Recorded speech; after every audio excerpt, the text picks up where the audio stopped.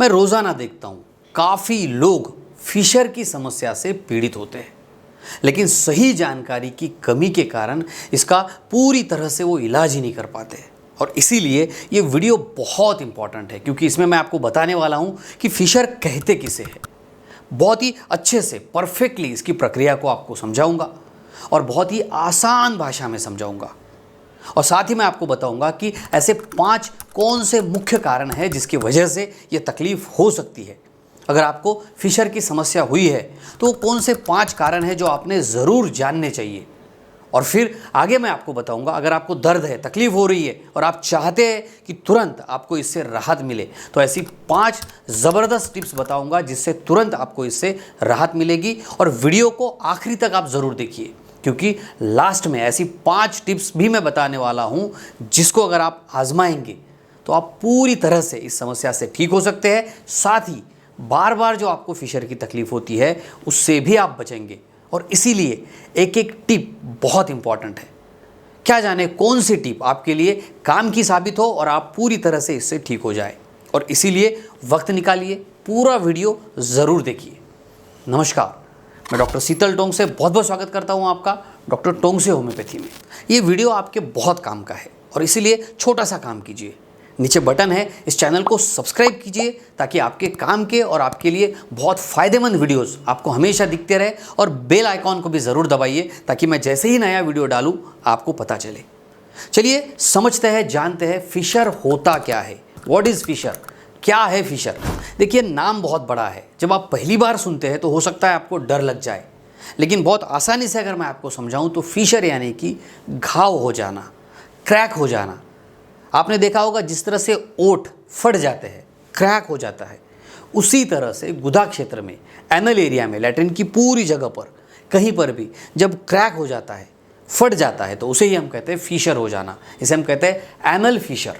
अब सवाल यह है कि ये घाव बनता क्यों है? जब किसी व्यक्ति को मलत्याग करते समय बहुत जोर लगाना पड़ता है, प्रेशर लगाना पड़ता है, तो क्या होगा? जब लैट्रिन हार्ड हो जाएगी तो लैट्रिन की जगह पर वो चीरते हुए निकल जाएगी और इसीलिए उस जगह पर क्रैक हो जाएगा। और जैसे ही क्रैक हो जाता है, फट जाता है, बहुत ज़्यादा दर्द होने लगता है, जलन होने लगती है और कभी कभी ब्लीडिंग यानी कि खून भी निकलता है।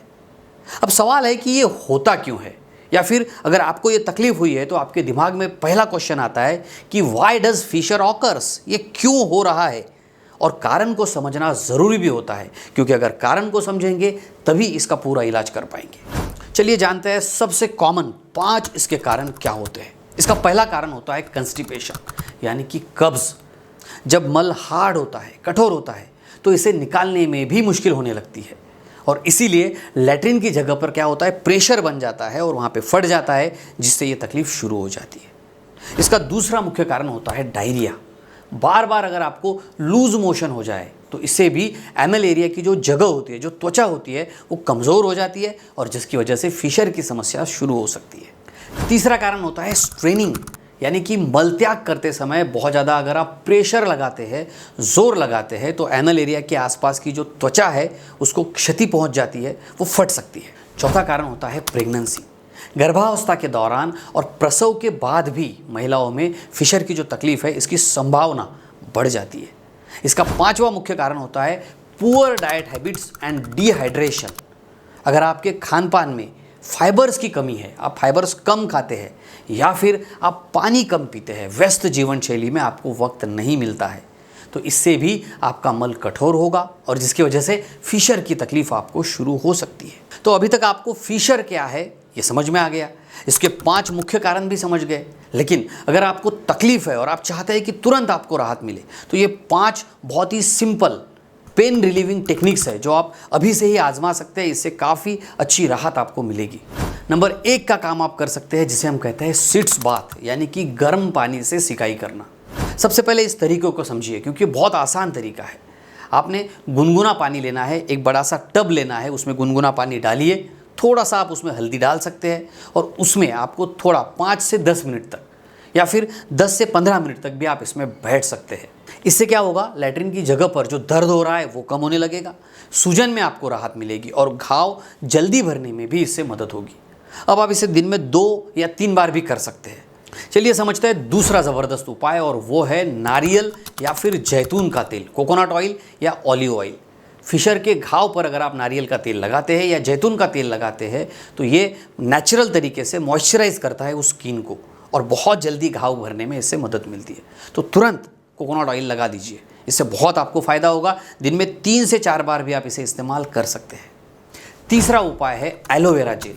एलोवेरा जेल का इस्तेमाल भी आप लैट्रिन की जगह पर लगाने के लिए कर सकते हैं। इससे भी सूजन कम हो जाएगी, तकलीफ आपकी कम होगी और नेचुरल तरीके से हील होने में भी मदद होगी। इसके ऊपर मेरा सेपरेट वीडियो है, वो भी आप ज़रूर देखिए। चौथा इंपॉर्टेंट काम कीजिए, पानी भरपूर पीजिए। जैसे मैंने शुरुआत में ही बताया, कभी कभी डिहाइड्रेशन की वजह से, पानी की कमी की वजह से मल हार्ड हो जाता है, तो 8 से 10 ग्लास पानी दिन भर में आपने ज़रूर पीना चाहिए। पांचवा सिंपल तरीका है, आपको अपने डाइट में चेंज करना है। फाइबर रिच डाइट आपको लेना है। आहार में फाइबर की मात्रा आपको बढ़ानी है। आप फल खा सकते हैं, सब्जियां ले सकते हैं, साबुत अनाज ले सकते हैं। इससे आपका मल जो है वो नरम होगा, आपको तकलीफ नहीं होगी, जोर नहीं लगाना पड़ेगा। चलिए अब समझते हैं कि पूरी तरह से इसे अगर ठीक करना है, कंप्लीटली अगर इसे ठीक करना है, तो कौन से है वो 5 ज़बरदस्त तरीके।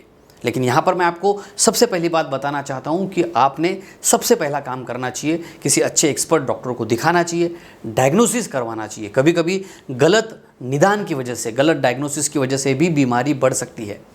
तो पहला काम कीजिए, अच्छे एक्सपर्ट डॉक्टर से मिलिए। मैं आपको सजेस्ट करूँगा आप होम्योपैथी की मेडिसिन भी ले सकते हैं।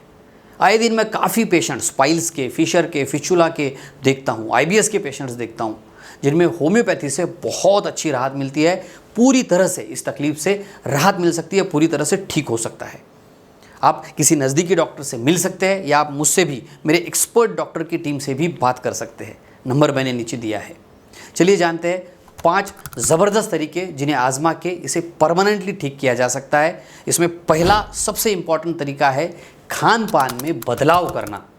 ये होता है क्योंकि आपका लैट्रिन हार्ड हो रहा है, और लैट्रिन हार्ड होता है अगर आपके डाइट में फाइबर्स की कमी है, और इसीलिए आपने मसालेदार भोजन को कम करना है, तैलीय चीज़ों को कम करना है, बाहर की चीज़ों को कम करना है, और ऐसी चीज़ों की तरफ ज़्यादा ध्यान देना है जिसमें फाइबर्स ज़्यादा हो।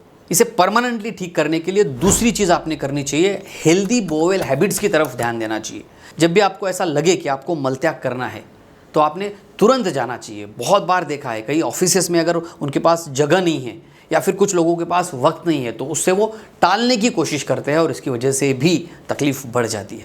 तीसरा उपाय आपने करना है, होम्योपैथिक मेडिसिन आपने इसकी तुरंत चालू कर देनी चाहिए। जैसे मैंने बताया, निदान बहुत इंपॉर्टेंट है। निदान, परहेज और इलाज, ये तीनों चीज़ों को अगर आप अच्छे से करेंगे तो आप पूरी तरह से ठीक हो जाएंगे।